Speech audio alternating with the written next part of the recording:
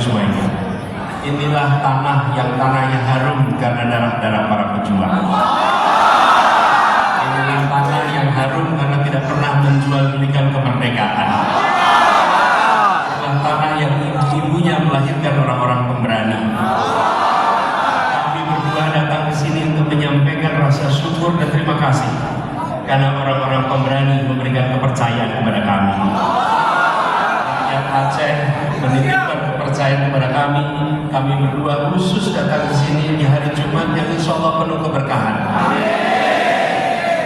Kepercayaan itu kami emban, kami perjuangkan dengan sekeras-kerasnya, kami berjuangkan dengan sehormat-hormatnya, kami berjuangkan dengan semulia-mulianya, kami berjuangkan sampai setuntas-tuntasnya.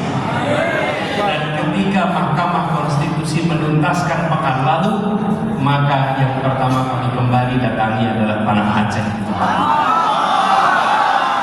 Pekan lalu proses ini selesai semua. Hari ini kami datang untuk menyampaikan bahwa amanah itu sudah diemban. Perjuangan untuk perubahan sudah kami ikhtiarkan.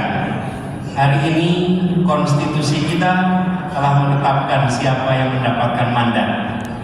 Tetapi perjuangan untuk perubahan dan keadilan harus jalan terus untuk Indonesia. Kami ingin menyampaikan terima kasih kepada semua yang telah berjuang, karena kita menyaksikan di Aceh